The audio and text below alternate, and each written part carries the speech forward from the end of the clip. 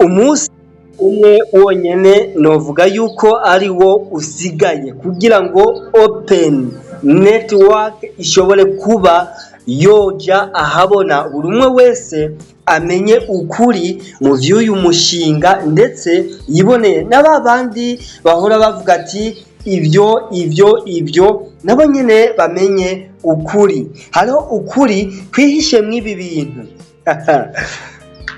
Amajambo yabaye make ariko sinkekeranya yuko ibikorwa ari byinshi, ariko kandi nawe woba waracerewe mugabo warakoze KYC checklist hamwe na phase ya security ya konte yawe, ariko kandi ukaba warahawe migration noneho ukavuga ati ibintu mbona bishushe pi ni nkenya afise ariko ndashaka kuzongereza. Kora ibi bintu ngiye kukwereka, ariko kandi nawe ushobora kuba ufise ubwoba kubera yuko uvuga ati GCV iki giciro iyi global consensus value ishobora noneho kugusiprena ikaba ni $314,159 canke iri hasi canke iri hejuru rwose. uragabe mukorosha umutima mu gutegura ivyo gukora hamwe n'ibindi kugira ngo witegure mentalema, witegure projection, witegure ndetse no mu mutima kugira ngo ubuzima buzogende neza. Muri iyi video ngiye kukwereka uburyo ushobora kongereza kubooster amapi yawe ukoze iyi verrouillage. Iyi verrouillage ifise ubumaro bubiri. Akamaro ka mbere ni kubooster minage yawe kugira ngo yihute noneho uronke amapi menshi mu kiringo gitonya usigaranye. Ikigira kabiri ni kugira ngo igihe pi izoba igiye ku isoko, hariho abantu benshi baca bavuga nyene amahera nyene nabiriya nari ndabifisemwo gukehanirwa nabiriya kugira ngo ibi bizogufashe kuba wakoze agakonte bloqué basi n'imiburiburi 2 semaines, n'imiburiburi ukwezi, n'imiburiburi umwaka. We kurikirana iyi etape ngiye kukwereka intambuko ku yindi. Ariko kandi ukaba uri mushasha ntukekeranye no gukora sabone, partage na comment ku bagenzi bawe. Ndazi neza yuko atashari ufise, atanizi ko ufise kuri wa mugenzi wo mu kibano wa wundi nupartage kwibi vyigwa uyu muntu ashire piziwe kuri solde disponible. Iyo ni igufasha guhaniranira amapino guhaha ibidandazwa abagenzi. Nimba ndakugura ikintu, nimba unguriye pizawe ziri mu ngodo, noneho dushobore kuba twodandaza ibidandazwa ndetse no kugura bitworoheye, nespa? Bo nibigoye. Ico wewe ukora narababwiye buri munsi ni kugenda muri P network yawe. Umaze kugendayo urafyonda hariya hejuru ufyonde kuri P browser uce wiconnecta, ubwo nyene application ya Pi network irakudirija muri Pi browser. Okay, ahantu umaze gushikayo bagenzi twama tuhavuga yuko hariho uto option tumeze ukukuntu. Wewe rero ushiza gukora niki nukuza kwinjira mwiyi wallet mu ngodo yawe. Baragusaba always amajambo 28. Aya nayo ni kabanga bagenzi. Ico uza gukora nuko uza kuyapasta uyashiremo. Murayabonye? Hanyuma rero ngahanya ico ndababwiye, mwarabonye yuko naberetse ukungene ushira izi pi solde disponible ukazishira ngahanya muri wallet yawe. Mugabo izi pi ziba ziri kubiri, hariho solde iri totale bagenzi. muri application naraberetse ukungene ushobora kuveruya igice kimwe cy'amapi yabaye migre. Ni kuvuga nimba ufise pi majana 5 urashobora kuvuga ati ibice 50 ni kuvuga divise par d, urashobora kuvuga ibice 100%, ni kuvuga pi zawe icyo kiringo kitageze yasha niyo pi zo kugurura abandi bakaryoherwa, wowe uzoba wiraramiye, ndavuga uzoba wakoze compte bloqué. Turajana ngaha anya bo uca ugenda anya muri déplacer vers le solde disponible. Ibi twarabihejeje. Iyi aha hantu ha kabiri hari ingufuri naka tatu hariko ingufuri mugabo yuguruye, ariko kandi ino hejuru hari ahantu handitse ngo peye. Ni kuvuga abagenzi aha anya iyi pi ushobora gukoresha scanner mu kugura no mu kugurisha ibidandazwa, ugasanga umuntu yafishije hajya anya ijyanuze QR. Ni QR ifasha harimo amajambo ari sophistiqué ataboneka, ushobora gushirako iyi kamera ya QR ugafotora hanyuma ukaba uraviduye, novuga uratelesharije iyi wallet y'umuntu noneho ukamurungikira amapi byoroshe.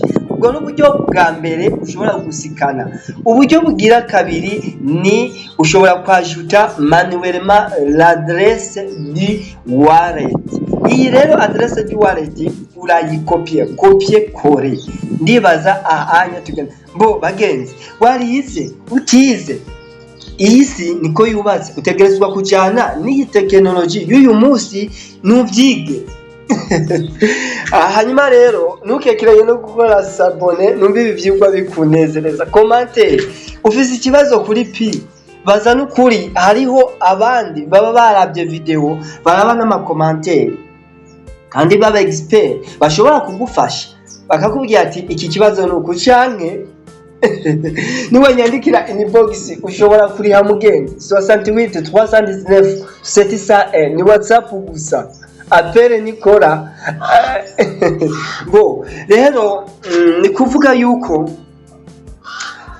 umaze kugera aha hantu murahabonye ukunyene ushobora guhaha no guhahisha, gutanga pi no kuzakira ukoresheje wallet yawe. Solde ziri disponible, n'est-ce pas?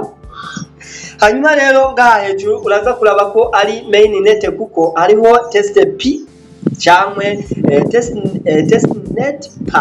Okay, hanyuma rero ngaha iburyo hagati na hagati, presque hagati na hagati hariho verrouillage. Okay, kuri verrouillage uhafyonze ko bagenzi uraza kubona pi zawe zisanzwe ziri verrouillé, barakwereka n'itarike zizoba deverrouillé. Ari abantu badatahura mbega ko gumuvuga verrouillé deverrouillé, ivyo bintu nabyo dutahura. Ndahari kugira ngo ubitahure. Ni kuvuga verrouillé ni kugara, deverrouillé ni kugurura. Pizza we rero ziri verrouillé ziba zugaye ni compte bloqué, zibaye deverrouillé ziba zibaye débloqué, ziba zugurutse uzikoreshe. Aha rero ni kugira ngo abantu ntibazobone bafise amasolde menshi ari disponible bayagaspiye ejo usange ndaza abantu benshi genda urabe muri Google abantu benshi batomboje amahera menshi mu mabeti, ariko kandi kubera batagize ubwenge bagenzi uyu munsi nibo bakene banyuma, abandi barapfuye biyahuye, abandi barapfuye bishwe n'ingwa. Inapi mwiyubare bagenzi. Nindo nkakanya nzo tanga video ivuga ku bijanye n'ukunyene ushobora kwitwara igihe urose amahera, ariko kandi eka twibandanije n'ikigwa naho tuza gusanga ino hejuru cyane mu buryo handitse ngo créer un verrouillage. Bagenzi iyi verrouillage itandukanye neza na neza na ya verrouillage twakora muri Pi network ijya dusanzwe tumayiningiramo, biratandukanye cyane. Kubera iyi ijya anya twakoze y'ubwa mbere na mapi twaminye, hanyuma araba transférable. Amaze kuba transférable twaciye tubona yuko igice kimwe bakikugarira ikindi kikaba migre kugeza naho gishika kuri solde disponible. Bagenzi, aha naho iyi ni solde disponible isanzwe ihari. Uza numba ufise pi igihumbi urashobora kugara ziri kuri solde disponible, urashobora kugara ugashira ku mwaka ku mapi ndibaza murabona ni kugeza ku mapi 101 bivanye nayo uba ufise. Murabona ngaha anya uko ugenda wegereza imbere ni nako urusandaze zigenda zigwira kugira ngo ubusite to dominage uronka amapi menshi mu kirugo gitonya. Okay, je rero reka mfate yuko izi pi zose ndazibrotse inyuma ya mainnet, noba mbrotse za pi zanje zose zaba ziri kuri solde disponible. Muri iki gihe mba nkoze boost ya Saturn 4.50 depo gusa ya to dominage, bica byihuta cyane ndonka amapi menshi ku mwanya mutonya. Ninagira amezi 6 biraduga, umwaka, imyaka 3, ni kuvuga muri iki gihe abantu bazojya amapi yanje imyaka 3. Oya, imyaka 3 yo bari myinshi bashe nukene nifitiye, eka basi omwe shire muri desemene si sawa. Inyuma yejo haza kuri open mainnet hazocindwa izibiri kugira nshobore kuba nokoresha pi zanje. Oya basi reka mveruye izi inya 16, izindi 16 nzobe ndazita. Turashonze bagenzi. Cyanke reka shire ku mezi 6 hanyuma boosite iyi mainnet. Mugabo pi 16 zizoba ziri bloke. Oya reka ngire desemene ni sawa. Hanyuma shike kuri 78 noneho mbe nkoze verrouillage ya pi zibiri. Ni kuvuga neza, menya neza pi utegerezwa kuverrouilla ni guhera ku ndwi n'ibice 99, ni kuvuga ni 8. Izo nizo ushobora kuverrouilla, ibiri nyuma ntushobora kuverrouilla zibiri 3 no.